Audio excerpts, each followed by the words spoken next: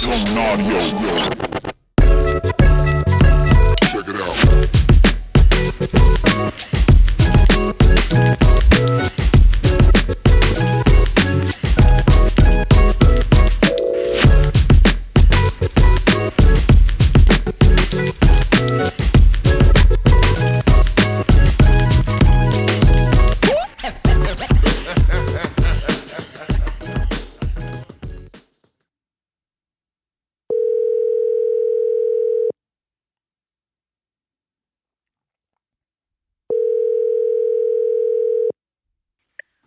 Hello? Hey, Bree, how you doing? Hey, good and pretty good. How are you, Mario? I'm doing all right. Hey, I was psyched to see you and Cameron climbing last week. How did your session go? It was pretty good. Haven't been on ropes in a while. I feel like I just need to start training a little bit more again. What was that hangboard you mentioned to us? It was a flashboard. And I think it's the best one because you can use it indoors, you can use it outdoors. It doesn't really matter where you use it. You can hang it on stuff. You don't have to mount it to your wall, so it's pretty dope.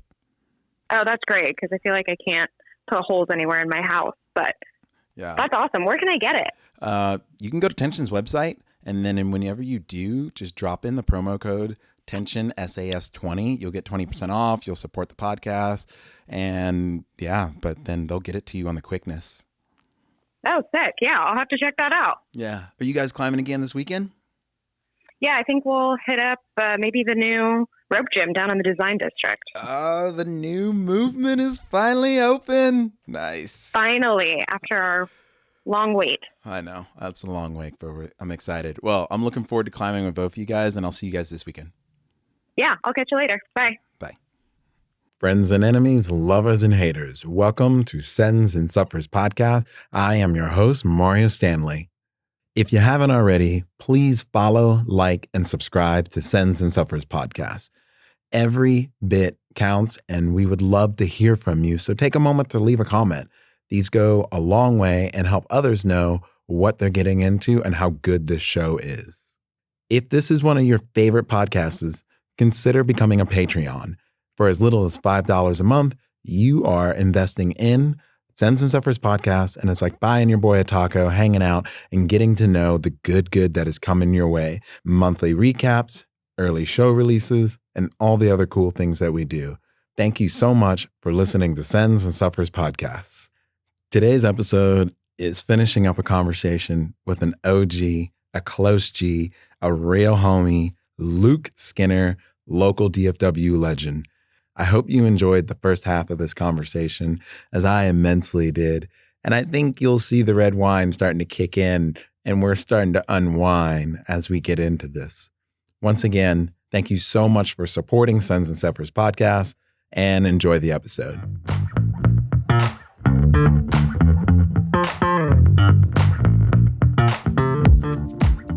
Yeah, dude, it was a wild story. Yeah, you should ask Adam about Mount Whitney. He'll look at you and he'll be like, God fucking damn it. It was a wild time. I'll ask him when he gets back. He's away on leave right now. So. Oh, good. He deserves it. Yeah, for real. Yeah, him and his lady are good people. Yeah. Are you recording right now? Yeah, we are. Oh shit. Okay, cool. Yeah. I just immediately hit play. It's very secretive. All right. It's a big button. When it's red, it's recording. Awesome. We were just finished talking about like route setting and goals and life. So what are, one thing I actually want to kind of address too, and then I want to hear about what is the difference from working from Summit, which is much more mom and pop, to working for a movement, which is much more corporate. Yeah. But before we dive into that, so what is outside of like professionalism, like what are you gotten up to do like recently? Like now, and I'm going to be clear, like this episode is not going to come out for quite a while. Like we will, it probably might be like November or December when this thing comes out. So I'm just going to give that caveat because we got quite other things in the pipeline. So if you guys are listening to this now, know that, you just time traveled. But Yeah, like what are you excited about? Climbing, not climbing related, but like do you have any like personal goals or endeavors or anything that you're trying to do? Damn, dude. I've been so vehemently focused on like, yeah, climbing and setting recently that like I haven't afforded myself a lot of other, I guess, like dreams or goals. Are you still playing? Like playing guitar? I haven't touched a guitar or a bass in like like going on 2 years, if I'm being Bro. honest. Yeah. Bro, that's madness. The thing is though, like I grew up playing guitar and like I'm decent at it, but I'm not very good at writing guitar. Does that make sense? But are It's you like- good at jamming? Just like kind of jamming on your own? Yeah, like I mean, I'll play stuff that like I know because it like brings me joy to play it. Just like you listen to a song that you like and you love it. But there's the difference to me between like playing guitar for, I guess, yeah, like that feeling versus like trying to create something new. I was never very good at creating something on the guitar. Yeah. You know, it's funny. It's so Does that make sense? It does, but I want to encourage you to go back to that if it brings you joy. The reason why I say that is like this podcast, for example. Does this podcast make me a lot of money? No. Do I? But you love that shit. I do love this shit. I spend more money on this podcast than I make, but Yeah. it doesn't matter to me because I enjoy the people and the community and For sure. everything that I get to make. But then also too, it's funny. It's like these conversations, I can't tell you how many podcasts that I've done that weed into my coaching or weed their way into like these experiences. And so I think it's very like, even like, for example, when I'm hiring for a new coach, one of the very first questions I ask once the interview kind of gets started, like real questions, you know, like they kind of ask you the BS things and then the nice things, but then like you get into the nitty gritty. One of the things I always like to ask is like, you know, do you have any other hobbies? Do you have any other things like that? Yeah. But then the thing I like to gauge is like, how important are those things to you? Because I gotcha. yeah, because like you got to think about it. Like you can learn discipline. You can learn discipline at any point in your life. But if you learn discipline, whether you are a guitar player, dancer, or whatever at a young age, and then you keep doing it, to me, that shows a certain level of discipline and I guess, you know, work-life balance prioritization skills. Yeah. And to me, that also equates to in the moment with an athlete, you have the ability to prioritize in that moment what is important. But people who do not have that and don't have some kind of chaos that they manage, because there is like, I was in a lesson, I said this today. So like one of the things that I do all the time is I do free private lessons for the staff. And I think you've done this before. Like I do free climbing lessons for anyone who works at the gym, because it's very important for me that the staff members grow in their ability. But in my lesson today, I was like, you know, like, because this guy was like very linear and his name was Aaron. He was like, today I climbed V1, tomorrow I climbed V2, and then the next day I climbed V3. Like I asked him about his warm up, and he was like, well, I do exactly like 4 V0s, and then I do 4 yellows, and then I'll do like 3 reds, and then this, and then this, and then this. And I'm like, I was like, by the time you're done with your reds, are you feeling pretty warm? And he's like, yeah, I feel really warm, but I'm going through this line. And I'm like, why don't you just jump on a purple? And he's just like, looks at me like I just shot his dog. And, you know, and he looked at me and I was like, man, so here's the auto thing. regulation, man. Yeah. It's hard to teach because, you know, it could also lead to disastrous results if you don't know yourself well, you know? True. But if you're not dipping into chaos every once in a while, then you really honestly don't know yourself because you are unwilling to know yourself. Only in true chaos. It's like dating. You know, it's like, you know, getting into the dating market. It's like one of the things that I've read and recently learned is that one of the things you should do is take a vacation or go on a trip with someone that you're dating or you like, go somewhere where you have no idea, you don't know anything. Neither one of you two have been there. And it forces you to communicate, and it forces you to see how someone is when they're stressed out and in chaos. And it's like in practice, it's like the kids ask me, why do you get us either all emotionally riled up or get us super tired? And it's like, you have to learn how to manage chaos. And if you cannot learn how to manage external chaos, when you have internal chaos, you are just doomed for failure. Mhm. There's nothing you can do. And, we all know those people, early Adam Ondra just losing his goddamn mind, screaming his head off when he doesn't send the thing. I'm not saying that that's what was going on in his head, but it did look pretty chaotic. And Mhm. I think it's very important to be able to understand, like if you can't dip into a little bit of chaos in your life and come right back out of it, and you be in control of your emotions, your thoughts. And I'm not saying you have full control on them. It's chaos for a reason, but you're at least able to wrangle them back. And I don't think if that's a skill you don't practice, then especially in climbing, you are never actually really pushing your full potential. Like people are like, oh, the boulder's hard and I just fell off of it. And I'm like, but like, have you gone to the point where like I think you've even heard me say this, like, I need you to try so hard you think you're going to poop on yourself. Like, try so hard that you feel stupid. Like, we all know that thing. It's like going back to the dating thing. It's like you're finally at an opportunity where you're dating someone, gone out on a couple dates or whatever, and you really kind of like want them to like choose you, for the lack of a better term, or something else. And you almost feel stupid how hard you're trying. But at the same time, like if you don't do that, you never really know what you want and or are capable of. And I think it's very important.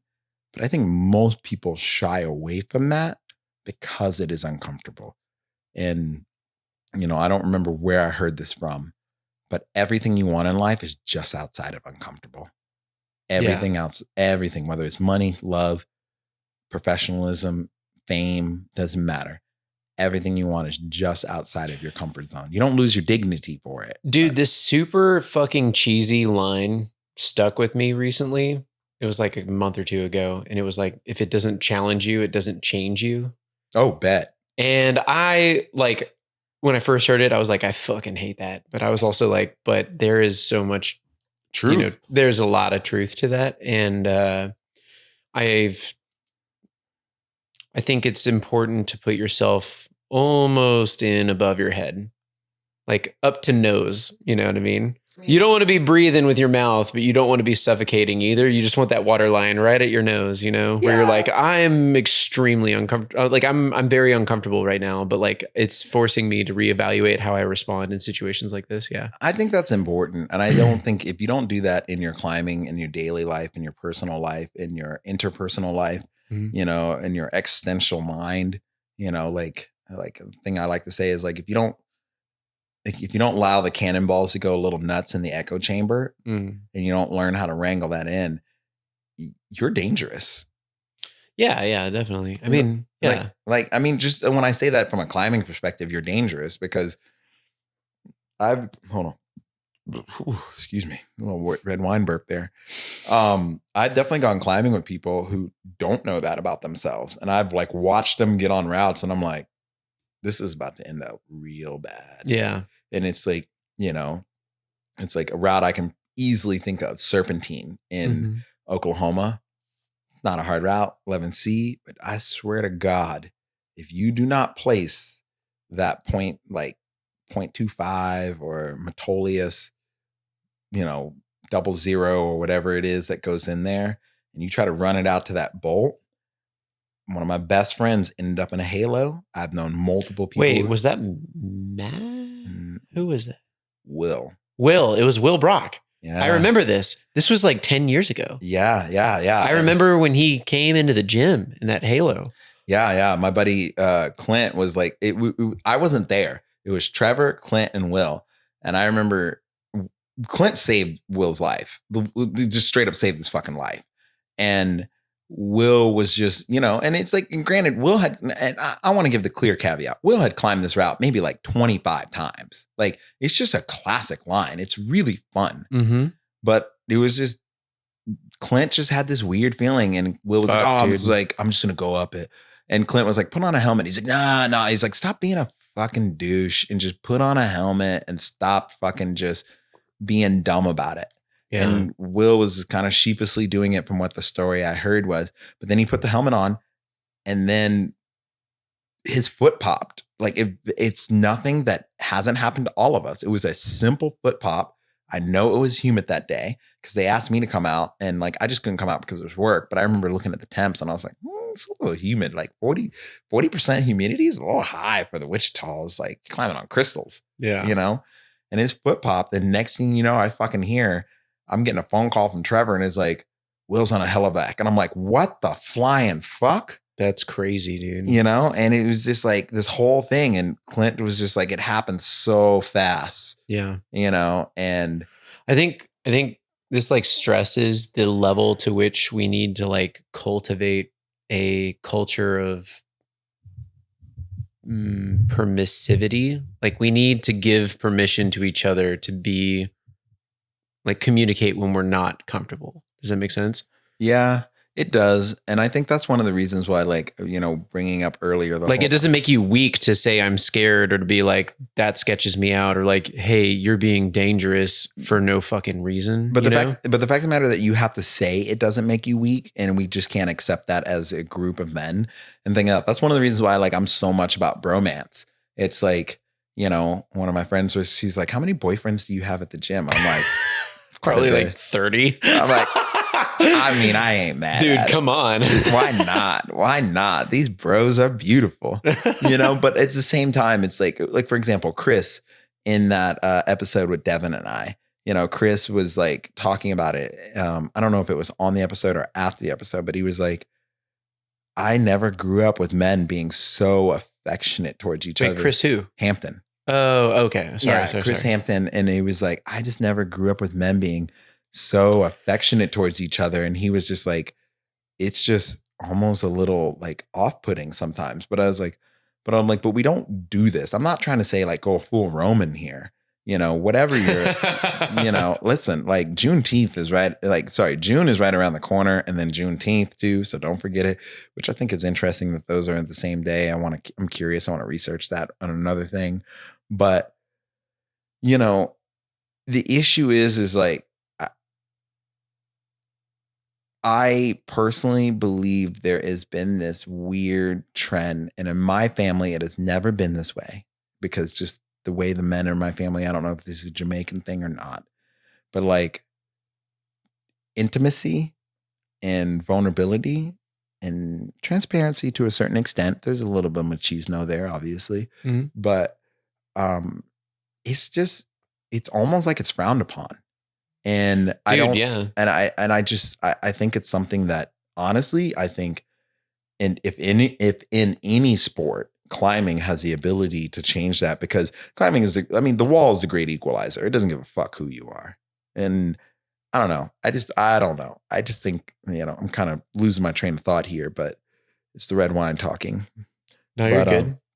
But I think that's one thing that is not talked about or expressed or done much, because unless it's someone actively doing it. And I know I actively try to go out of my way to, like, if I see guys in the gym, just like younger guys, older gentlemen, doesn't matter. Like, I want to befriend them, but I want them to know that, like, I think that, like, you're special. I think that you're here. I'm really psyched that you're here. And once again, I have no idea where my train has completely gone off the rails right now. Dude, you're good. But you're all good. I think the thing that's important at the end of all of this conversation is being able to honestly, vulnerably, transparently have conversations with people. Totally. Is key. And I don't know. I feel like, I think just being like genuine about yourself and like where you're at with others when the moment in the prompting is appropriate is totally like good. Like, that's a good way to live, Like, like if there's a moment where you can like share some humanistic aspect of yourself that's not just like, oh yeah, it's fucking hot outside, or the fucking Cowboys did X or whatever, you know what I mean? It's like, you know, if you can level with them, leveling, that's the great way to put it. If you level with them, you know, where you're like, they're experiencing some struggle and you relate to it in your own telling of your own experience of that struggle in the past, or like, or, you know, you basically display yourself as like a vulnerable human being by not trying to put up a front like you're some infallible deity, you know? Yeah. No, I think you're spot Yeah. on. I think you're spot Just on. level with them. Like you don't need to like present yourself as like this super fragile human being. Like you're made of glass at all times, but you're also not, you know, made of titanium. But you're both at different times of your life. do you And think that's it's hard okay. to do with climbing, with the nature of the sport? And I think it's moving away from this, which I'm really excited about. But climbing is kind of egotistical in its own way. Like it's an egocentric thing. Like you're trying to like do this thing, whether you choose it Totally. to be conquering the wall or moving within the spaces of the wall, like water over rock, Mm. whatever, however way you do it. But like, I think like this ego thing that goes along with it, it just makes it hard. And I think because of the exertion level that goes into it, especially between men, it's kind of like this like pissing match naturally right off the bat. That's And definitely something that exists, but I think it's definitely dwindling. It is, but I think it dwindles between seasoned climbers, but new people coming in, I still think it is a vague little bit of a pissing match, but I agree with you. I do think it is dwindling because just looking at the people who are coming in and just, you know, I'm in the gym all day long. I'm Mhm. coaching kids and, you know, I'm probably giving myself out here, but like I hear the conversations that people are having around Mhm. me. I'm 90% of the time focused on the kids, but my ears work, Yeah. you know, and it's just interesting. And I think, I don't know, I think climbing has this really unique ability to bring some wokeness to the community. And I think, I don't know, like going on a tangent here, but I think needs to be this wokeness and masculinity that needs to happen. Cause I honestly feel like there's been a lot of masculinity confusion going on in the last couple of years. Like, am I too tough? Am I not tough enough? Am I too emotional? If I'm in this, I'm in that and that. I mean, everything from like, you know, what's his name? Samuel, who just died, this black guy, to Roe v. Wade, to, I mean, like there's all this thing. Even the Johnny Depp fucking thing, which is crazy. I'm going to be honest with you. I don't got time for that shit.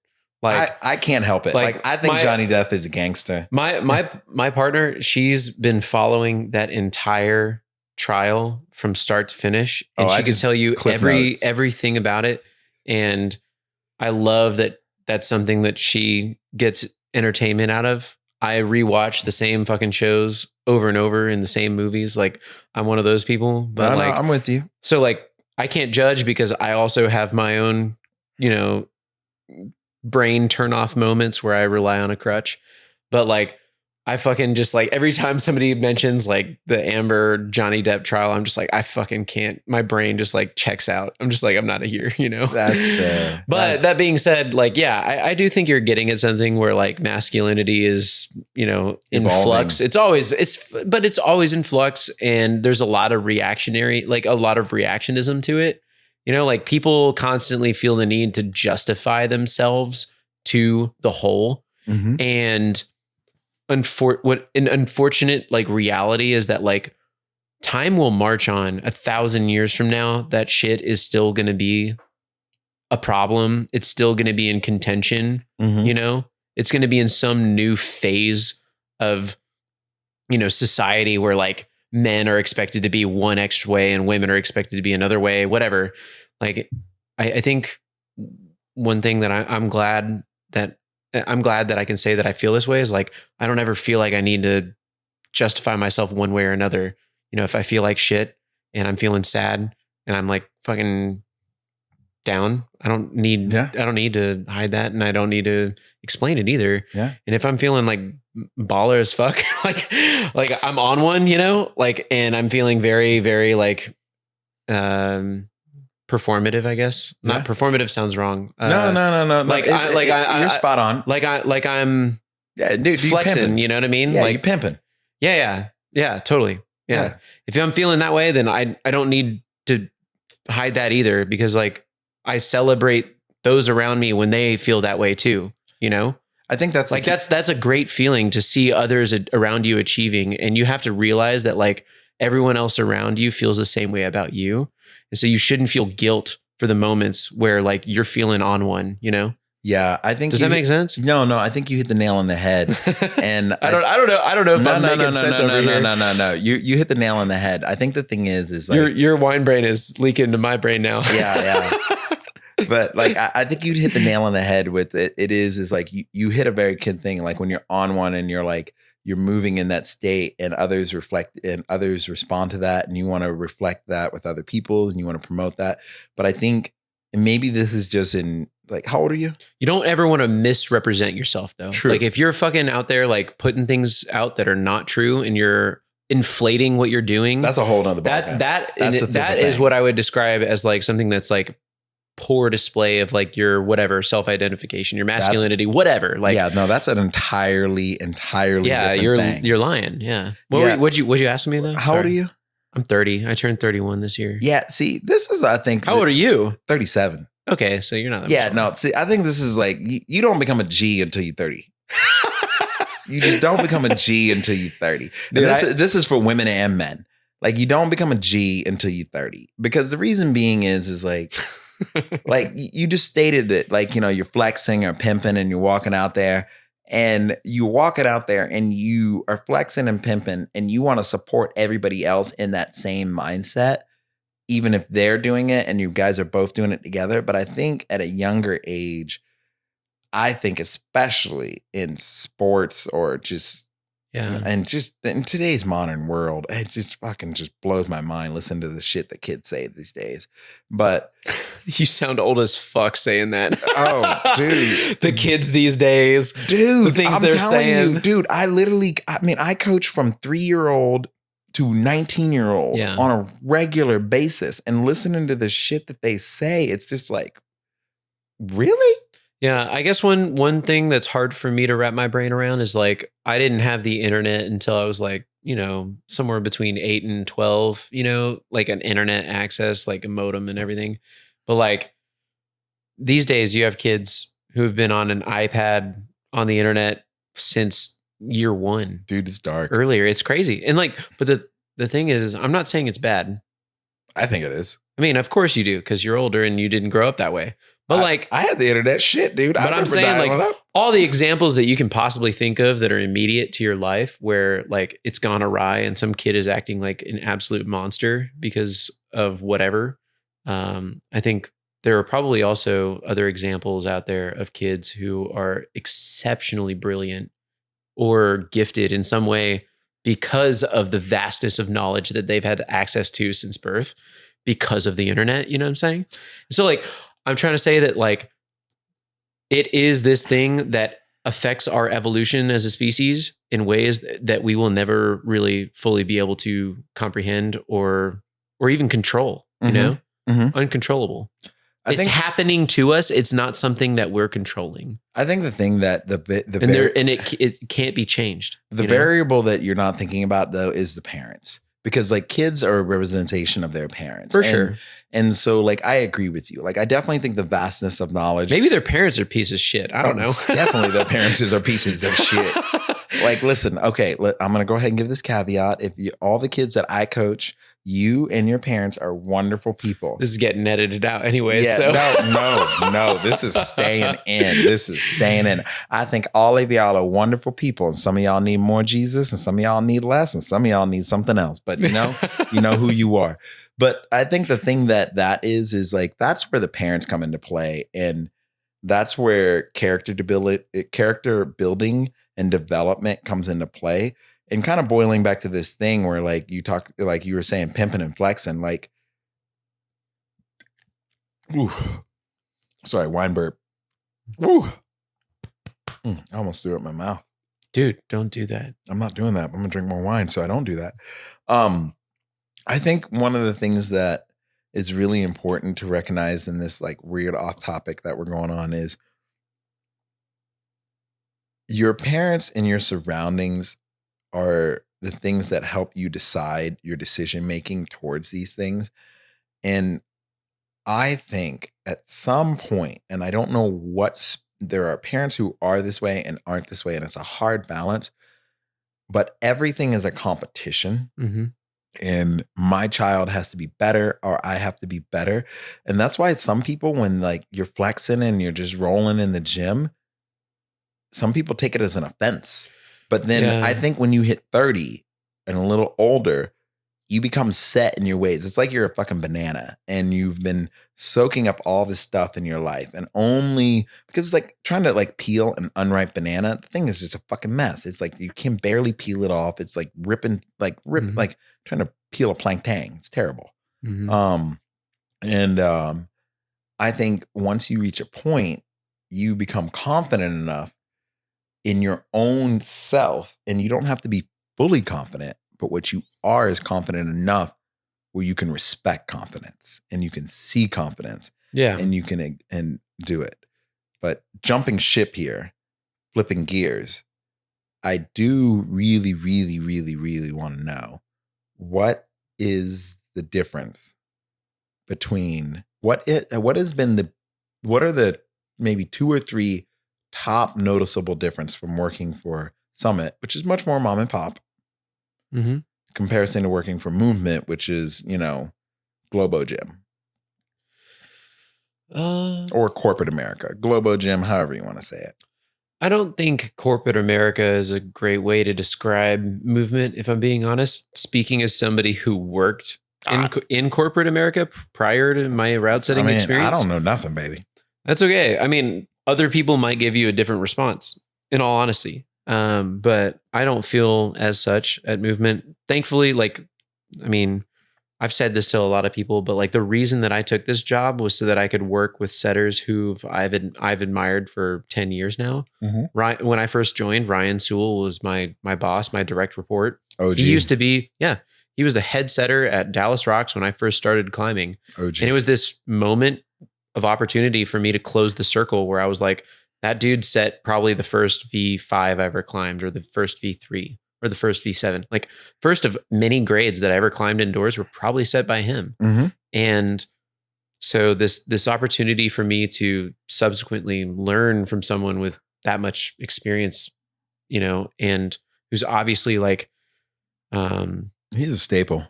Yeah. I mean, who I would argue is like one of the best route setters in the country.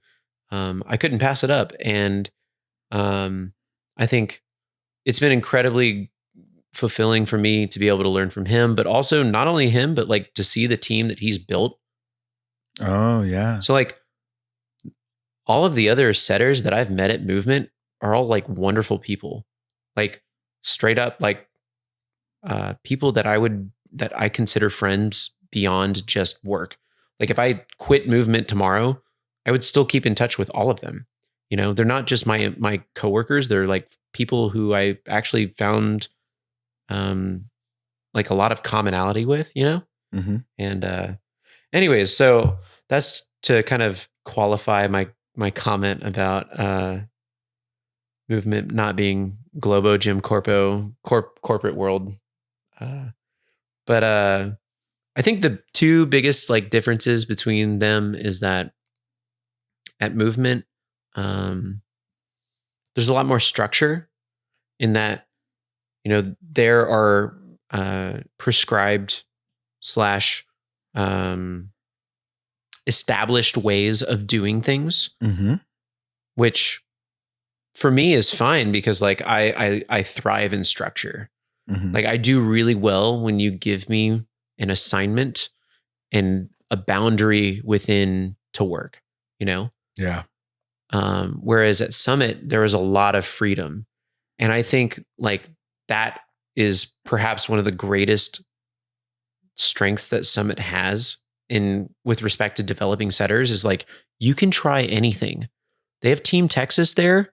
Like if you want to try to set the next wackiest move your brain can think of, which we've done many, many times, Yes. you always know that there's some really stoked 16-year-old kid on team who's like going to throw themselves at it for 2 hours until they figured it out.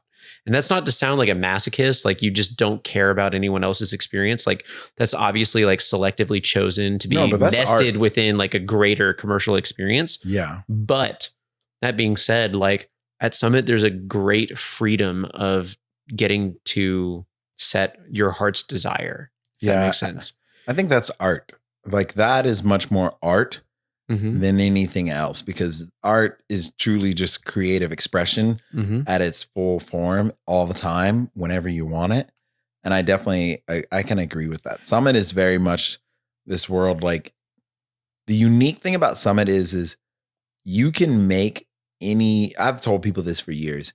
If you dream of a job, you have a dream job and it doesn't exist, but you know there's a service for it, you can create that job at Summit. Interesting. You can't really do that anywhere else. I mean, Yeah.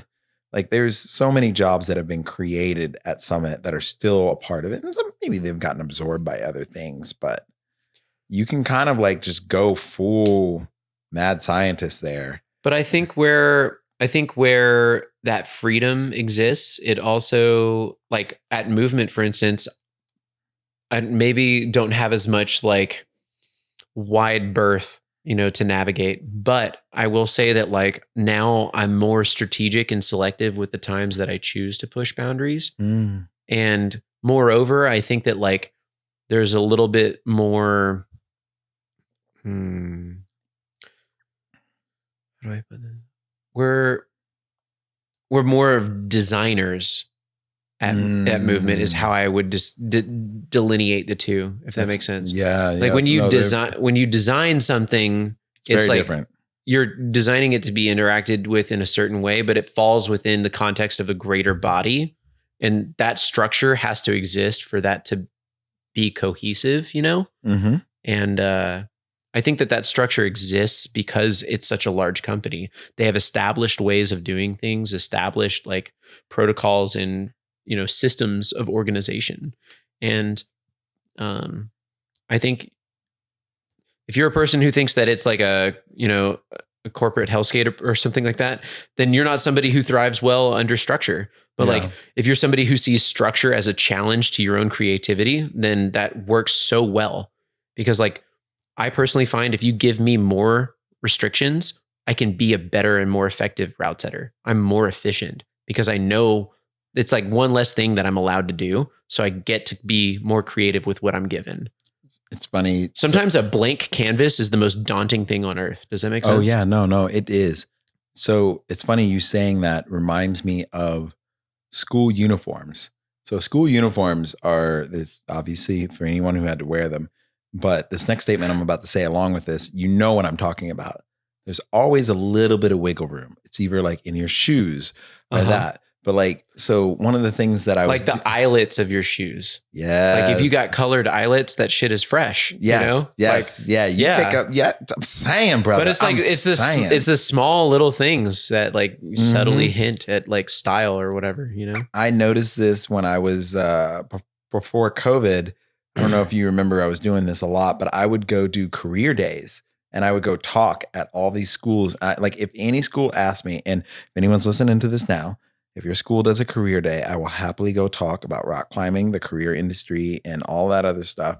And I will showcase rock climbing. I've got a thing that I do. But I remember going into these private schools or public schools or charter schools that had uniforms. And it was just so interesting. Like the kids could change their laces or the eyelets, or they could decorate their backpacks. But like within structure, it forces creativity to come out, especially when you have people who are desperate to express themselves, like teenagers and young people and things like that. And so it just, you don't lose that skill when you get older. You only lose it if you don't use it. And you only lose it if you put yourself in a position where you can't do it. And that's kind of one of those things where, going back to earlier, I like to hire people who have some kind of other side passion that they do, because it shows to me that they're like constantly growing. Yeah. And I think it's important. And I think like, rock climbing is constantly evolving. If you are not, you become, obsolete. I also think that like because climbing is rooted, at least in America, in like this very countercultural like movement, Mm-hmm. there's a lot of irreverence like deeply seated in like the culture of the sport, Mm-hmm. and that's awesome. Like I think that irreverence is like not something to be punished, but it's also something that's dangerous if it's in excess, Mm-hmm. but like I think that like a healthy amount of irreverence is really what pushes things forward. I can agree with that. I think that that's what climbing, like why a lot of climbers are also like into skating. Like skating also has a similar vibe, where it's like very irreverent. Like you're transforming the way you interact with and perceive shared space, right? Mm-hmm. Like public lands, it's not just for taking photos and going on hikes. Like we're gonna be on that shit, and like that's the way skaters treat like a curb or like a fucking rail or a 10 stair. 10 stair is huge, but you know what I mean. Yeah. You know what I'm getting at. Yeah, no, like, I do. I pick up what you're and I think that that's something to be cherished because like fucking walking down the street is boring, with it, but if you see someone, tray flip a 5 stair, that's sick as fuck. Like, I don't know. You see what I'm saying? Like, I do. I think that we should celebrate that aspect of this sport because like that at its is part of what its heart is. You know what I mean? No, the same thing. Hiking on a trail, you see these big boulders just sitting around. And you're like, these rocks are pretty. You come around the corner and there's a pad on the ground and these people just going to town on a session on it. Yeah. And you're like, what it transforms. Yeah. It transforms your perception of the reality that is around you. Yeah. And I think that is growth. And I think at the end of the day, I don't know. I think that's like probably boils it down. Like climbers, we as people are at the end of the day are always trying to grow because I think it's just in our nature. Like the nature of climbing is like you like if you grow, if you are unwilling to grow, you just don't get better at it, and eventually you'll just move on. And growth is painful, growth is rough, growth is hard. The thing is too, though, like, and Jolene Giles said this one time to me like a year or so ago, and she said, like, train to maintain. She was like, that's the game that I'm on. She was like, I have so much going on outside of my climbing life. Like I come here to maintain what I have, but also because it brings me joy beyond just the progression, is what she was ultimately getting at, I think. I hope I'm not misrepresenting your words right now, Jolene. But I think that there's some deeper truth to that as well, is like it's like yoga in the sense that like you're not necessarily trying to be the perfect yogi. You're not trying to do down dog perfect for the 10,000th time. Sometimes there's beauty in just like in the doing itself, Yeah. And there are days when I love going into the gym, put in my headphones, I ignore everything around me. And I just think about I try to find the micro beta again in every movement I'm doing, Yeah. And that feels really, really incredible as well. And, I don't get me wrong. I'm one of those people who like, I got goals too. I want to climb harder than I ever have, but yeah, no, I'm with you, baby. I also still love nothing more than like flowing through some really, really enjoyable movement, regardless of how hard it is, So, yeah, climbing's complex, man. Yeah, it is for real. Like climbing is complex. Like humans are complex. It's like, I don't know, man. Just like having this conversation with you, it's like I had no idea where this would go and how we would talk about this. And I think the thing that is abundant to me in this moment that like, and let's just say this about any sport. So I'm going to just like broaden this out, but I really am talking about climbing. But I think if you find a select group of people who are really passionate and really dive into something, you find out that these people have more complexity to them than you'll ever know. And I think that's the biggest thing is because you mentioned it earlier, like, a lot of doctors and things like that. And that's one of the biggest things I've seen, like doctors, engineers, people who are like heavy brain jobs are into climbing. And I think it just, I don't know, maybe it's balancing for them. I also like I also think that I think I offered that as a simple observation, but I also think like it's for people who also are like healing. Oh yeah. Does that make sense? Like truth. when I discovered climbing, I was very much like detached from my being. Does that make sense? Yeah. Yeah. Um, I mean, you're forced to reconcile with yourself. I mean, your ass is going to be on the mat, so you're just forced to Totally. reconcile with yourself. It's like you throw yourself at it emotionally and physically, and it's just not happening. The sen is not happening. yeah. And I find like one of the greatest sens in my entire life. Route is not that hard, but it's the Hulk. I think it's called the Incredible Hulk or the Hulk. Oh yeah, and Cowl. The low start to that turd of a low start to Rings of Uranus, like one of the best boulders in Arkansas, and somebody decided to add the shittiest first move into it. Yeah. So I remember I couldn't do it, and I remember the one day I sent it, I couldn't do it. I still don't think I've done that boulder. Oh, dude. I tried it with Stephen Wynn like 9 years ago, and I was like, what? Stephen Wynn? I haven't even thought of that person in forever. Yeah, dude. Stephen, if you're alive, you should say hello.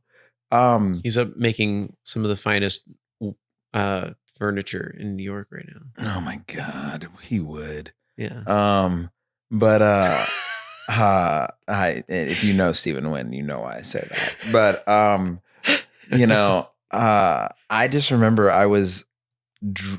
I couldn't get that boulder all day, and I drank myself to like an oblivion with some Jack Daniels. I was drunk. I threw up outside of my tent, and we were gonna leave the next day, and someone was like, "You wanted to do this boulder, so you better fucking get up." I was drunk, stone cold drunk still. Mm-hmm. I remember just getting out of my tent, throwing up, eating some food, walking over the boulder. I like tried 2 or 3 attempts, sent it on the third, got down, walked back over to my tent, started putting it up, threw up again. Jesus, and then I went home. And you know, it's funny. I look back at that moment. And it was like I just didn't give a fuck about the boulder anymore. I just didn't care. Yeah. I was like, and then the moment I stopped caring about it, the moment I released it, and I stopped letting it have power over me, and me making sure that this boulder defines me, is when it went. And I didn't do anything different than I did before. I mean, I did something different, but like when I was climbing it, I don't really feel like I did one thing different. And I think that's like something that's important. Learning to let go in a sport where it's all about holding on is like, yeah, it's fucked up. Yeah. Like, learning to be not visceral in this very like fight or flight style sport, you know, where it's like you're literally just gritting your way through it. It's very hard. Yeah, no, it's extremely hard. And that's why it's like that's what you're hoping for, though, is those moments where like you just have this Zen experience. You have no attachment, but the end result is like tremendously satisfying, you know? Rock climbing is a tremendous amount of failure for one glorious moment of success. Yeah, it's fucking silly. What is it? Danny Andrade said it best, and he was like, "Rock climbing is stupid. Like we climb around like we're like apes, and like just in the world. Rock climbing is dumb, and the concept of it itself."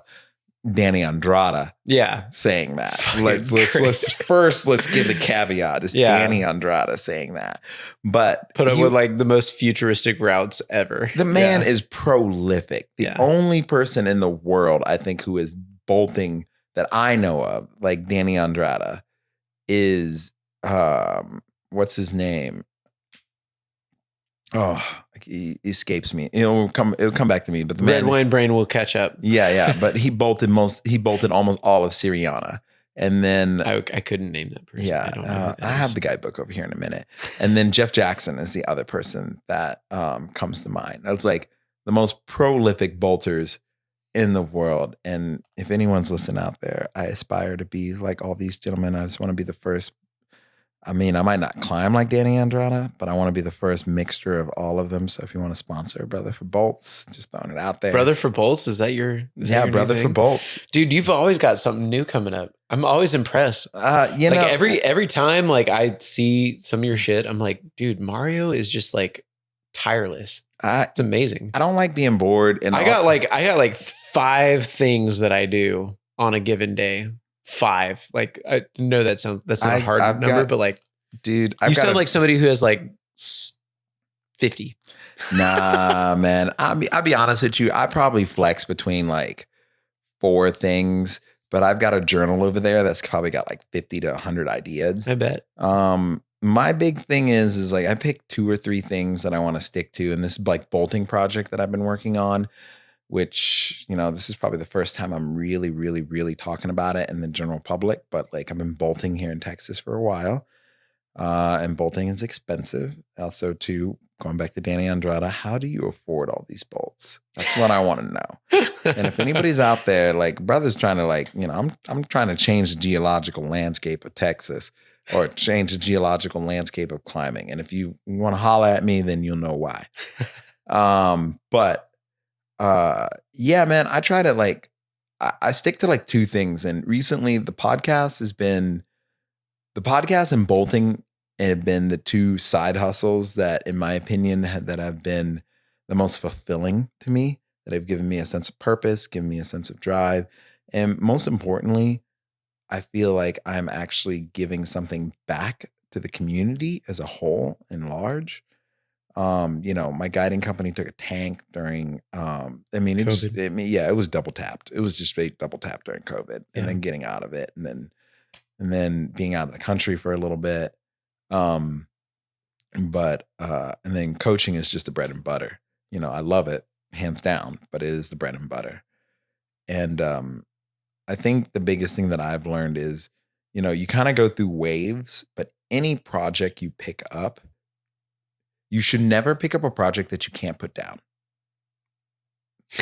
It's a true thing. Like, you should never pick up a project that you can't put down. The reason being is like, you will have burnout, especially if you're someone like me who like, I like stimulus. I like my brain being creative. I want to create art. You know, I like framing. I like, you know, my weird, crazy dog thing over there in the corner. Like, I like doing different things that stimulate my brain, but I understand that like I can't be a savant at all of those. I can't be a master at all of those. Yeah. And so what I would rather be is, you know, a jack of all trades instead of being a master of one. But the thing is you can gain depth in these things through understanding that they come through phases or times. And this is where like understanding your life and what you got going on, but like I'm strategic about them. Like, you know, I had to step away from the podcast for a while, just not because I really wanted to, but the reality was life caused me to do that. And in stepping away from it, I realized how much more I could actually do with it. And then the same thing with bolting. I stopped bolting for a while and I started climbing more and just going around climbing other people's routes. And then all of a sudden I just started seeing all these lines in between all the stuff that I'm seeing. And I'm like, what in the world? Like, why is no one doing this? And I think the thing is if you can't put it down, maybe another way to say this is instead of you can't put it down, it's like if you're in a relationship, I think one of the most telling signs that you are in love and that you enjoy the person that you are with and you choose the person that you are with is that you enjoy missing them. Like, it's like you want to be around them, but when you miss them, oh my fucking God, it drives you up the wall. And then when you see them, you are more excited than a corgi that hasn't seen its owner in like 5 years and a child that hasn't seen his parent in like, 2 days. You're just oozing with this joy and you're just oozing with this thing. And I think the thing is you can have that in all the disciplines and everything that you have in your life. But if you have something in your life that is so important to you that you can't put it down, then you have to ask yourself, and I normally say this with kids when I'm coaching and to other people, your feelings can be your servant or your master. One will get you farther than the other. So if you have something in your life that is so important to you that you can't put it down, is it serving you or is it your master? That's a good way of thinking. I was wondering when you were going to close this loop, and that's actually a very, very interesting observation. Yeah, man. Because like right now, like I would consider myself someone who like route setting and climbing, like those things are very much things I don't feel like I could ever step away from. Yeah. Ever. You know what I'm saying? I Like not to sound dark or anything, but like no, I feel you. I don't think like I can't fathom my life without rock climbing. Does that make sense? I can't imagine what I would fill my week with without it. Does that make sense? I think the challenge I would tell you is I don't think about filling your week. Just let it be empty. But most importantly, put rock climbing in the box where it needs to be every once in a while, where it's just a job and you already enjoy your job. It's not like you dislike it. Yeah. So if you can I think you've gotten this impression that I don't have hobbies, which I do. I know you. I know you have other shit you do. Yeah, you fly. Okay. Shit, white boy. I know you fly. I ain't mad about it. But like, no. I'm just saying, just for the mindset, for like the depth of mind here. Yeah.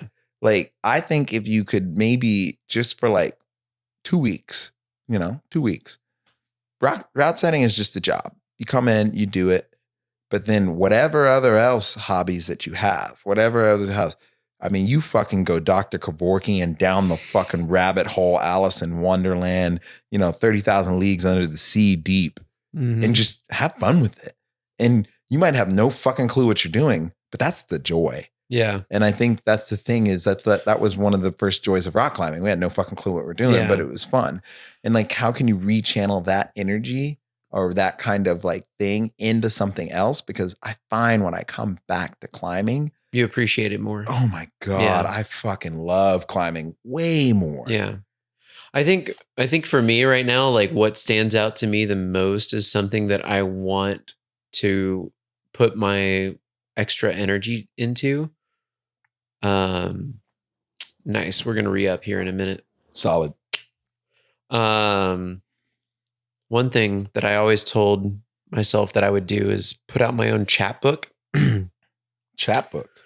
A chapbook is like a collection of poetry, sometimes accompanied by pictures, art. But it's like something you loosely, if you put together yourself and you give to those around you. Have you ever read Walt Whitman, Leaves of Grass? I have. Yeah. It's good. Very good. And the first person that I ever knew who did this was my buddy, Austin Islam, when we were in high school together. He was like probably the smartest person I've ever met in my life. Yeah, he was like 17. I was 16 when he first wrote his first chapbook, and I still have a copy of it. It's called A Lion and His Pride. And that's a good name. Is a fucking great name, dude. He's like, he also has this line in that chapbook that says, "My wordplay is swordplay," and it's just like, damn, dude. Is he a rapper? No, but like he has the wit and the cadence of somebody who like could just spit. You know what I'm saying?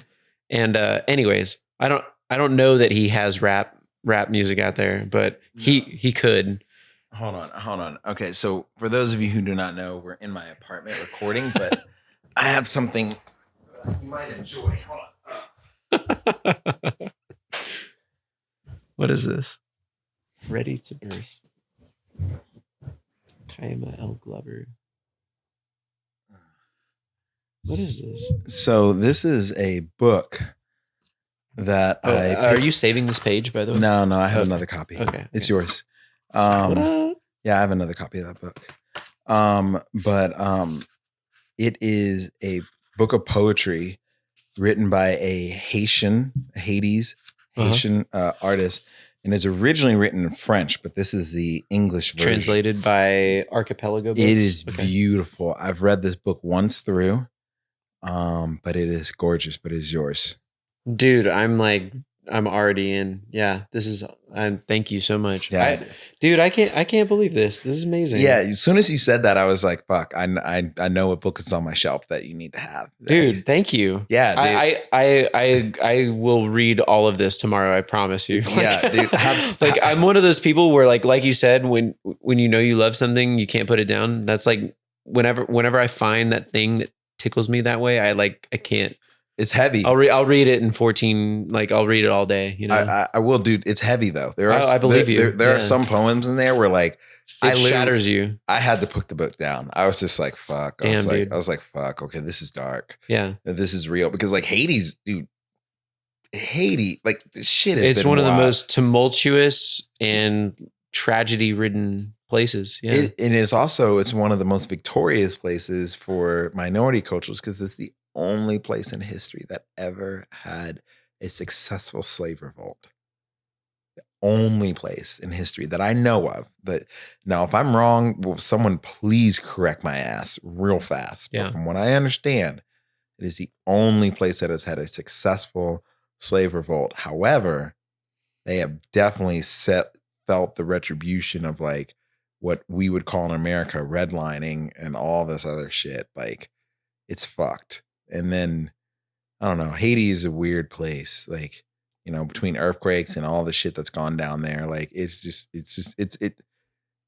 one of those few places on earth that like if I ever get the chance to go and climb and travel that place, like I don't know if there's rock climbing on that island or not, but like this is one of those places where like I would like to go, but I don't want to be your standard, like, for the lack of a better term, gringo tourist, where I'm just like, I'm coming in, I'm doing my thing. Like, right. Yeah. Like I would like to go there and just like photo op.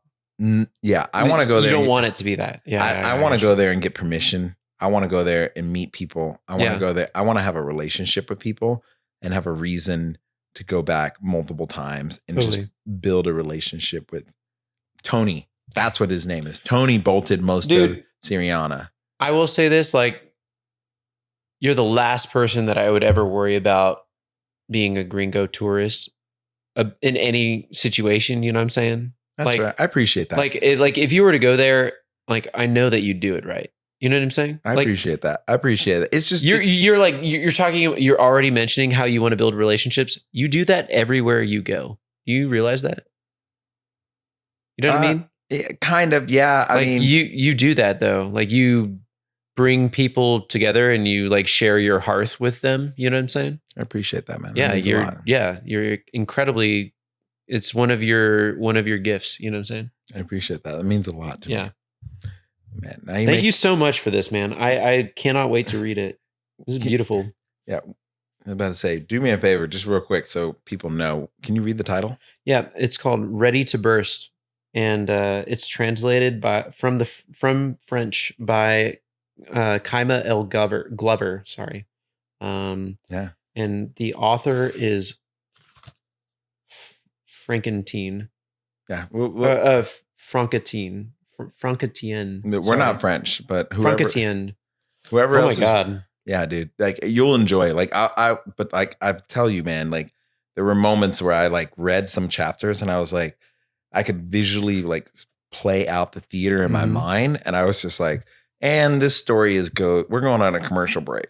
I'm like closing this. Yeah. But it was probably one of the most beautiful reads I've ever had in my life. I mean, I think that's true of like a lot of music and art is like your favorites are not necessarily the things that you want to experience every day. You know? No, yeah, they're powerful. So when you make your chapbook, have you started on it? Or like I have. Yeah.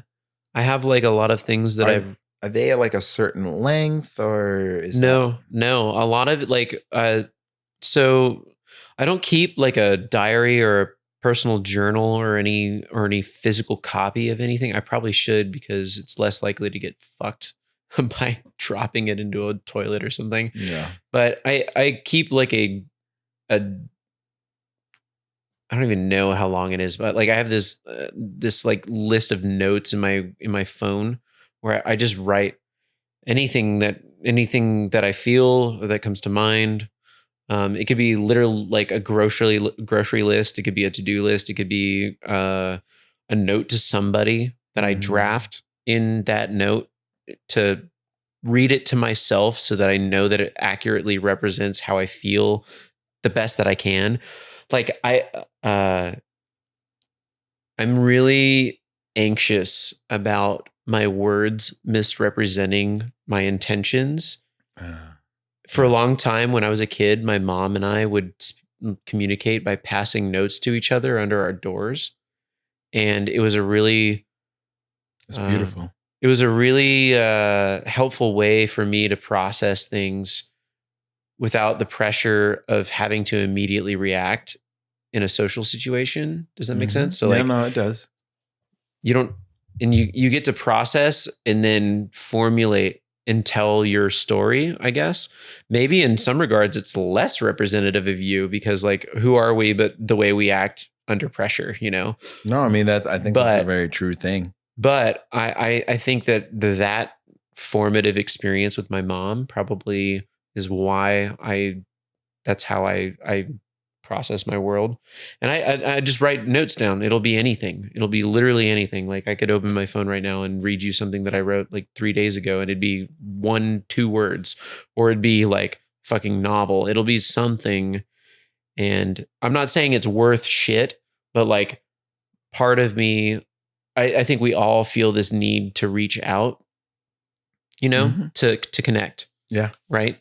And I think that's what drives me is like this desire to not feel alone. And that's why you create, because creation is something we connect over. It's something that it's external to yourself that you experience and someone else can experience too. And then you share that. It's funny. Whereas like if you're just alone and you're not doing anything, right? Like no one, like there's nothing to spur interaction, right? You just kind of hit the nail on the head of why I like to bolt. That's why I like route setting, dude. Yeah. No, dude. It's like, sharing this experience that I fucking love, you know? It's like, like route setting and bolting is kind of the same thing. The only difference with bolting is it's like there's one little added bonus at the end, but it's like I'll never forget the first time someone climbed one of my routes. They were like, I bet that's unreal. I can't imagine. They walked up to me and like, the first thing they said is they're like, okay, I gotta fucking ask, like, why? Like, why? And I look at them, I'm looking at them like, you're talking about from between bolt 4 and 3, aren't you? And they were just like, yeah, but really, I'm like, there's just no other way. And they're like, but you could have went this way. You could. I'm like, yeah, but like, you could have went far out right, and it would have been great. You could have went far out left, and it would have been easy. But you went. But direct. we stayed in the middle. It was exciting, wasn't it? And they were like, yeah. It was just that moment, like. I just really, once again, the routes I like I had to commit to that like credit card. And I'm like, it was good as long as you keep your foot on. It's so good. And you can pull right through. And it was this route called Damn. It's easy if you climb it perfect. Yeah. Trust me. There's a reason why the route was called Damn. It took me a long time to figure out the beta. Damn. Period. Yes. Well, damn. I wish I was earlier. Yes. But yeah, and it's like, and then one of the other things that I really like about like bolting is too, it's like after people talk about the route and that, I'm like, did you take a moment and enjoy the view?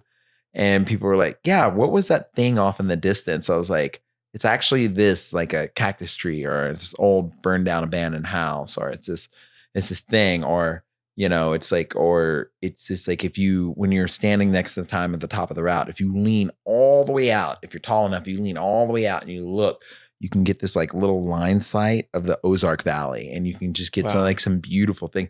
And it's like, those are moments that just cannot be shared any other way but the person experiencing it. And I think that's one of the reasons why it's just so cool, because like, yeah, it's like, I don't know. There's no other way to describe it. It's like I met the guy who bolted one of the guys who bolted Texas Hold'em, one of my favorite routes in Las Vegas. And I ran into him in the airport, and like we just randomly started talking about climbing because he saw my shoes on my bag. Mm-hmm. And then he's like, yeah, I bolted a couple routes. I was like, oh, and he's like, and we were talking later on. I was like, did you bolt some stuff in Black Velvet Canyon? He's like, yeah. I bolted a few routes. Like, it's just like I helped some friends out. But the big thing I worked on was Texas Hold'em. And I was like, holy fucking shit. I was like, can we talk about pitch 4, the slash like short man dyno traverse?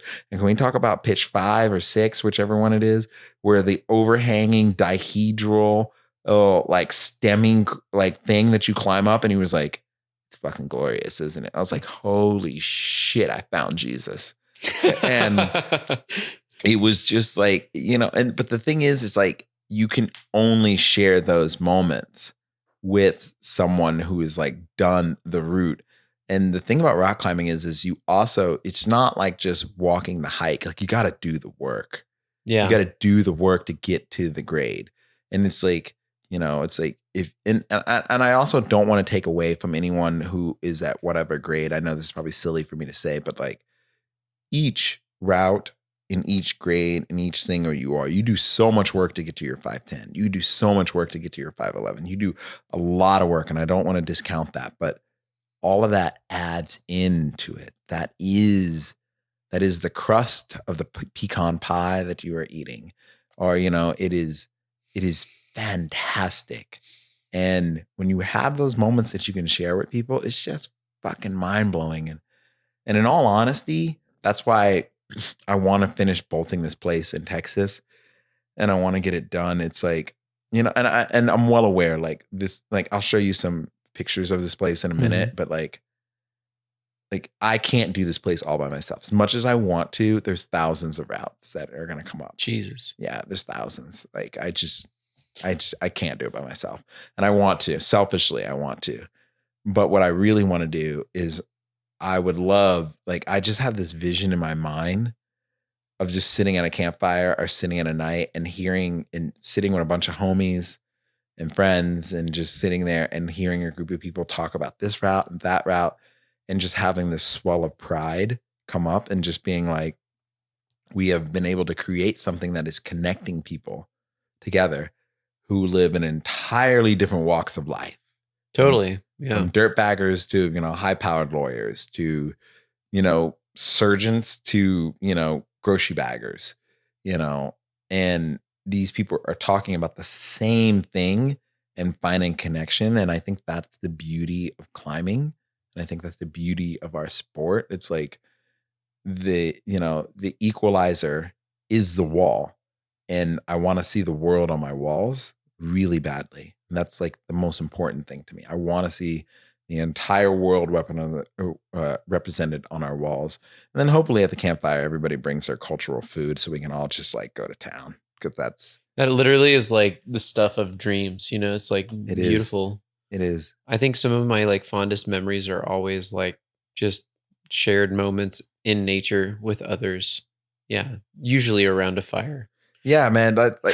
I'll be honest with you. Like usually with like good alcohol and good food, too. I don't care what you are cooking. When you've been climbing all day, you are fucking Gordon Ramsay when you were on the campfire. For real. Because all the food is good. Because like, I remember one of my friends was just like, how much olive oil or butter are you putting in this thing? I'm like, not enough.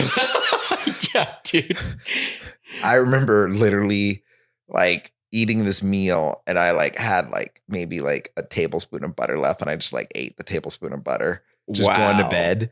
And dude. It was cold. It was Arkansas, dude. It was Arkansas in February out there. Yeah. Yeah, dude. I ate a tablespoon of butter, and I slept like a fucking baby. Nice. And then later on, I learned that mountaineers will eat like a full tablespoon or like a little, I don't know. Calorie dense. Yeah, it's calorie dense. And they're like, it's just like your body, it's the lightest thing that you can eat that your body will work so hard to burn while you're sleeping and you stay warm. And I was just like, that is so fucking clever. That, like these guys would just like eat sticks of butter. I mean, it was something I heard. I don't know if it's true or not, but it makes sense to me because you're just like, all right, dinner's done, blah, blah, blah. We're about to go to sleep. You know, the thing that I heard is like either a stick of butter, a strip of bacon, or I can't remember what the third thing was, but it was like a strip of butter or a strip of bacon. And it's like, but you want something dense that your body can work on while you're sleeping. Because then when you wake up, you're not in this like depleted state. Yeah. And also key, if you do strip of butter, it has to be salted butter. Cannot be unsalted. So you also get some electrolytes up in there. Yeah. I got you. Key thing. Dude, I think you just reminded me like how much I enjoy, or I've learned recently that I enjoy being alone on a trip.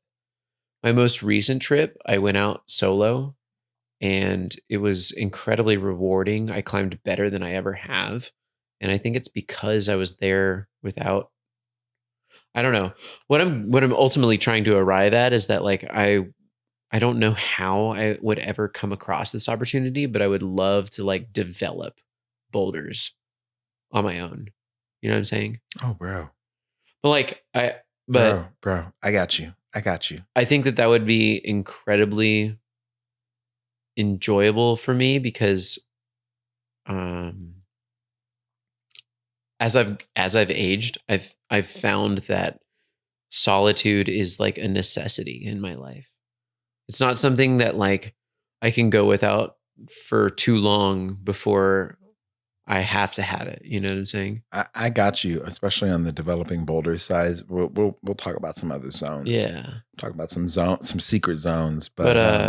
But I will say this though. But also that's productive and gives back. It's not like I need solitude in a way that I need to like sulk away into a cave on my own and like not interact. Which is something I want to do often. Don't get me wrong. Needed. I have to avoid it though, you know? Yeah, no, I think it's needed. I think the one thing I will say this is like I bolt a lot by myself. Mm-hmm. But the nicest moments, like, okay, I bolt a lot by myself. And I love every moment of it. It feeds my soul. It grounds me. It helps make me who I am. You know, I spend more money doing it than I probably should, but it settles me, right? Yeah. But I will say this, the most rewarding times are when I'm doing it with someone else. And it's like, I'm with you. Like I prefer to bolt by myself 90% of the time. That's what I do. But the few times I do it with a homie, it is really, really, really, really, really rewarding because when you're like done with the whole process, I don't know. It's just something about sharing in the moment with someone, regardless whether their abilities or whether they were bolting or not or whatever that, but just sharing with someone in that moment where someone can kind of acknowledge the work that you're putting into it. And they don't have to understand it, but what they just see, I guess more like this, they see the work, they see the effort, they see it, and they just acknowledge that like, this is a lot. And that alone, that one little bit of validation moves mountains sometimes. And it's honestly like, it helps me keep going doing it. Like, you know, my one longtime climbing partner and bolting partner, Will, like, he's the only one I really bolt with.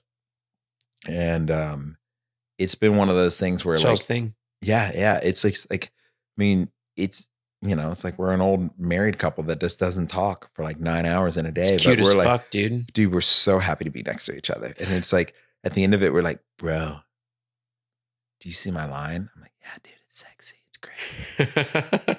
You're great too. I mean, you're sexier than your line, but your line is real sexy.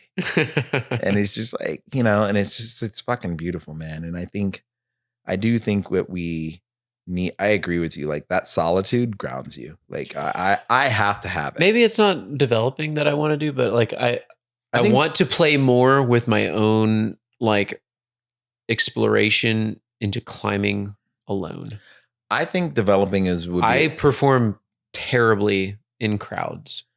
I think developing would work well for you, but I think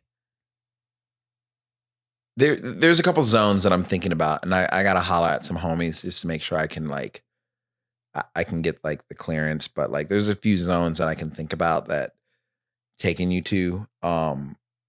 I think you would do really well with developing, but I also think like developing is very, very, very, especially bouldering. Like developing rope climbing to me is like a lot easier than bouldering.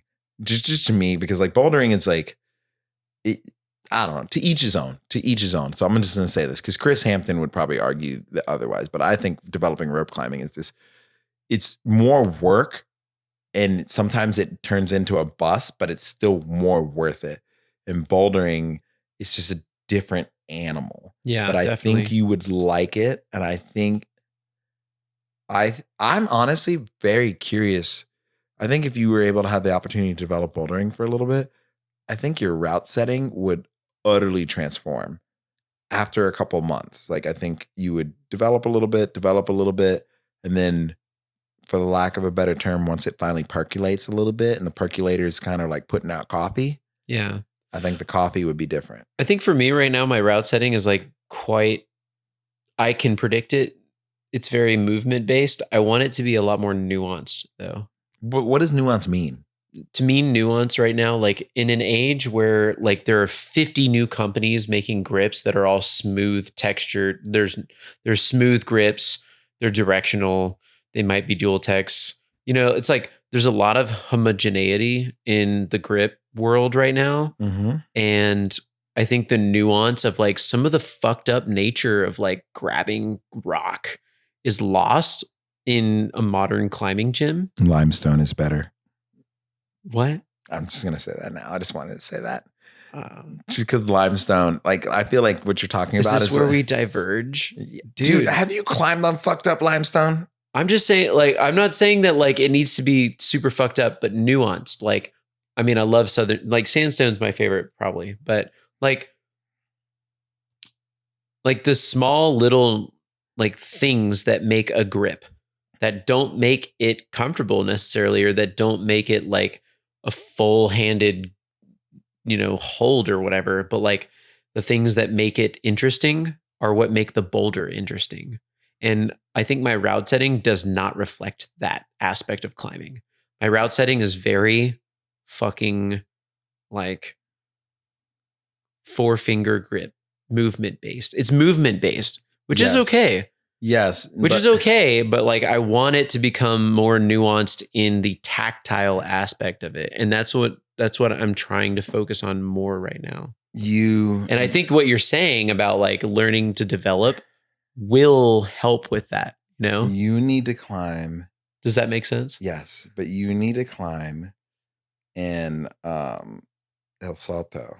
Oh, yeah. You need to climb in El Salto in Mexico. And this is like, people can like get on me all you want, and all y'all haters can go, you know, y'all can go somewhere else. But limestone to me is one of those few rocks that like, it's so fucked up in so many ways, but like there's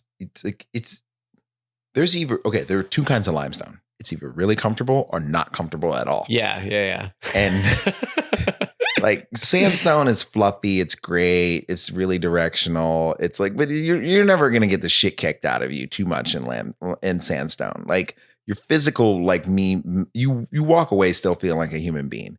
Granite, it's just a different monster altogether. Like that's just a whole nother world. But at the same time, but limestone is this dark art where it could be really straightforward. Then you get into this tufa, then this tufa disappears. And then next thing you know, you got these weird little pockets, and then these like shallow, soapy, like 3-finger scoopy ice cream crimps. And then next thing you know, you're doing this on a roof. And then the whole thing gave way. And then there's a shelf that you got to go foot first with. Elephant Man. But, you know, it's just, I think limestone is that rock that like really is this like you just don't know what you're going to get into. And like, I think that's the thing you just have to accept with it. Like granite, I think you can kind of figure out what you're getting into for the most part. Like it's pretty linear rock, you know, and sandstone is just, it's give or take, depending on where you're going. HP40 is a completely different ball game. I'm just going to go ahead and call this out there. It's only like HP40 and Font are the only two places in the world that exist like that. But even then, limestone is just this weird monster.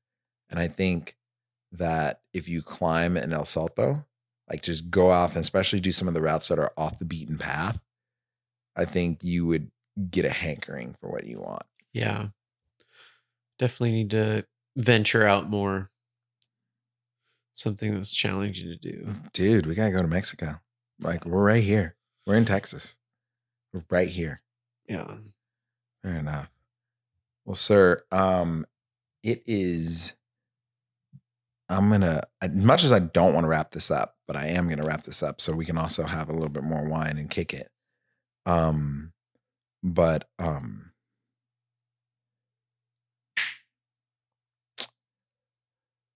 what? It's funny. It's weird. I normally have all these questions that I like No, you're good. ask people at the end, but for you, just because I've known you so long, it's different. Honestly, if you could give someone some advice about moving into route setting, because I think once again, your career has been like, I really think you've had the full kaleidoscope effect of your career. If someone's getting into route setting and they want to be a commercial route setter, what is the expectation that they should what expectations should they have? And then what do you think is the most important thing that they should focus on? I think the expectation kind of depends on the work environment you're in. Mhm. There's still some gyms that are production based. So like to get paid, you got to set 3 routes, and then there are more modern forward thinking gyms that are, hourly or salary based. But the expectation should always be that like you're in an environment where you're like, you should expect that your employer will put you in an environment where you're not asked to do something that you're incapable of, but they're encouraging you to grow, and to constantly be seeking feedback for your routes. Is that from your employer and the community, or From the community? Like what your employer thinks of your route is secondary to the community. Mm. Like, in fact, it's oftentimes informed by the community, or it's like a misinformed version of what the community thinks. Mm. Like there are some times where owners like want something totally different from what the community wants. I've never found myself in a position like that, but I've talked to other route setters where like their owner is just totally disconnected from what the community actually cares about. No, it's more Right? common than you would think. It's where like you have an owner who's like big money bags, community actually loves climbing, owner doesn't give a shit. Owner wants to do their own thing because they're about making money. in power, yeah, or want to make money, yeah. But either way, they have ulterior motives to what the community wants. A good route setter, your expectations should be that like you're seeking feedback from the community directly or indirectly via communications, like whatever, social media, fucking email, what have you. And you take that and you implement on it, like you iterate on it. And as long as you do that, you literally won't fail. Like, I don't think you can fail because you're in a position of servitude. You're putting yourself in a position of like, I'm here to make a better experience for you, not for anyone else. Granted, like you don't want to curate everything for a specific human. Mm-hmm. You want to make it palatable to others as well. But like, you need to think about those people and find champions in your community that are trusted and you can get honest, great feedback from, and they can tell you what others are thinking too, and listen to them and take their feedback seriously. Don't ignore them. Don't write them off. Don't let your ego get in the way either, but yeah, find your champions.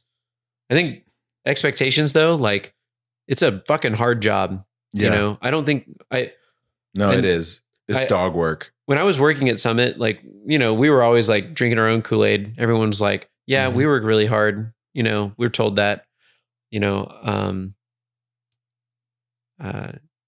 I've gone and worked with a lot of other setters, and I don't know that we work harder or less hard than anybody else, but like it's a fucking challenging job. And if you don't take joy in challenging labor, then it's not a job for you. Yeah.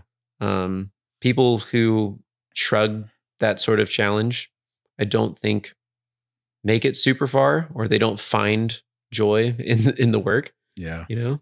Yeah. Yeah. Yeah. But you got to enjoy challenging work, but you also, I don't know. I'm starting to go in circles too now. No, but you know, it's funny when you talk about information from the community. I'm not gonna lie. I'm only gonna say one. I'm gonna say Mr. and then I'm gonna say the word, Mr. Savage. Mr. Savage. You know what I'm talking What's up, about. Kyle? Oh, Hey, Kyle. damn. We just put it out there. Okay. It's okay. No, he got a lot better over time. I know. I always liked him though. Like, I'm not gonna lie. He's a hater just to hate, but I also liked him because the thing I liked about Kyle was is he was unabashful about what he wanted to say, regardless wherever it was coming from. Yeah. Like it's a weird balance, but like I feel like I don't know. I feel like there's not enough people like him in the world, especially in the climbing world right now, because everybody either holds setters on such this high pedestal, Totally. or they're just like, they don't know what they're fucking talking about. And I'm like, Yeah, it's one or the other. It's like either they're like, I've literally had a member be like, you guys are like gods. And I'm like, whoa, please don't ever say that to me again and ever shut up, walk away.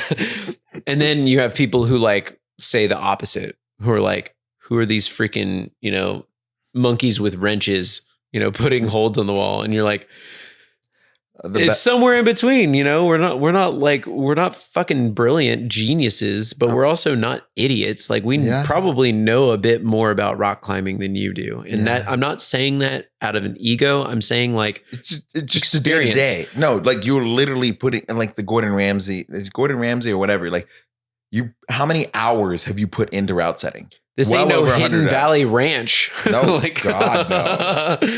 God fucking no. Yeah. Yeah, no, it's funny. But I also know that I'm not Jiro dreams of sushi. I'm not serving up $300 bites of raw fish. Yeah, no, I think that I'm just finding the happy medium between. Yeah, I think you do a good job of it. And like I've climbed on, like I said, man, I've climbed on your routes for years. And I think the one thing that I do more than anything else is like I always go to gyms, and I get a lot of shit for this with the people that I bolt, but like my most favorite grades to bolt are 511C, D, all the way down to like 10A to 5.9. Because there are some 5.9s that will change your fucking life. I've heard about 5.9s that like I would never want to climb. Oh my God. I'm just like, dude, like, no. I've gotten on some where I'm just like, I hear about shit in the Wichitas where I'm like, why would I ever do that? No, the Wichitas will put hair on your chest, but no doubt. Yeah. But like, dude, I've gotten on some things in the Sierras where I'm just like, when do we play? Like, nah, just keep going. I'm like, we are rope soloing. Yeah. We are not rock climbing. This is soloing. And they're just like, nah, bro, you be all right. You be all right. Fuck that, dude. But then fuck that. Like, I'm just going to say it. Like, having been somebody who's taken a very high fall and gotten to not be permanently maimed by it. Like, I don't fucking want to do that again. Too many like, puppies. It's not worth it. Like, the way you win this game is by playing it as long as possible. You know what I'm saying? Andrew, like, I want to be 70 fucking years old and still clipping draws. I don't want to be 35 and like dead. Yeah. Fuck that. No, Andrew Turnbow said this best to me. He was like, the one who sends the most and has the most fun while sending wins the most. Yeah. The one who sends the most but hates it is not really winning at all. Yeah.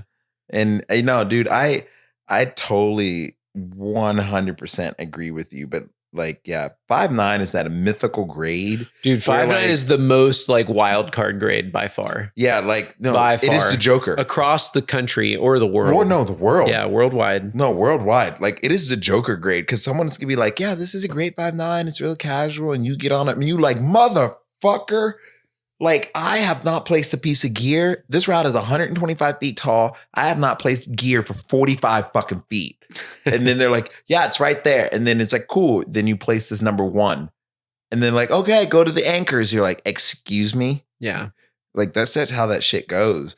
It's And so- insane. yeah, but like, those are like my favorite grades. I'm sure they're incredible. It's just like dude. it's just like at this point, how for me, like I can't imagine the day that I like lay eyes on a route where I'm like, that route is worth dying for. You know, No, absolutely not. won't happen. I don't think, but No. maybe it will one day. But No, it won't. yeah, I'm going to tell you right now from many years of experience. No, cool. Nope. Nope. It's like, nah, bro, you can put that up on top rope for me. I'm all right. Yeah. Yeah. But ultimately, I think what we're saying here is climbing. Free Solo killed the top rope hero. Oh my God. Yes. Yes. Sorry, Jimmy. Not sorry, Jimmy. But I think ultimately what we're saying here is climbing is the thing that we do, but it does not define us. We define ourselves. We define ourselves within the acts that we do, and some of those acts so happen to be climbing, and some of those acts happen to be other things. And I think this podcast, this whole episode kind of boils down to that. I don't know. Like, I feel like this whole episode that we've been talking about, like, if I had to like draw it down to a conclusion, is that you must be a multifaceted human being in order to be successful at whatever endeavor, whether it be climbing, mountain biking, downhill skiing, whatever it is. But like, you must be a multifaceted human being, because if whatever you're doing is your end all be all, then it is your master and you are a slave to it. And For sure. I'm going to tell you right now, I don't have experience doing this, but my ancestors do. But being a slave shit fucking sucks. And so embrace yourself, be free, do what you got to do. And, just know that like there's more to life than just pulling on grips at the end of the day. If people want to find you, get in touch with you, support you, or do anything, how they do that? Probably the easiest way is on social media. I mean, Gram. I've got a gram. I've Dude. got a couple. Oh, dude. Oh, you got a couple grams? Hold on. Which gram do you want people to actually hit you I have up a on? public one that's intended for like fitness, climbing stuff. That's called @Skinner Spray.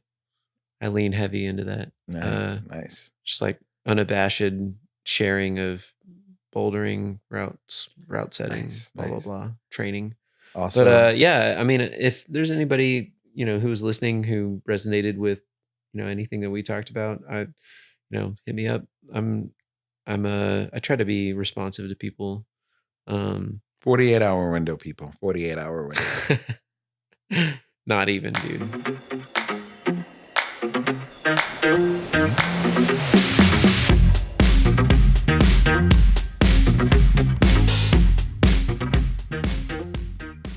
Friends and enemies, lovers and haters, I hope you enjoyed this episode with Luke. It brought me joy.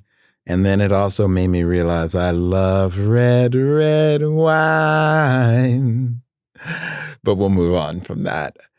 As always, please follow, like, subscribe. Make sure you join our Patreon so you can be in the know. And most importantly, if you're not suffering, are you even sending at all? Audio.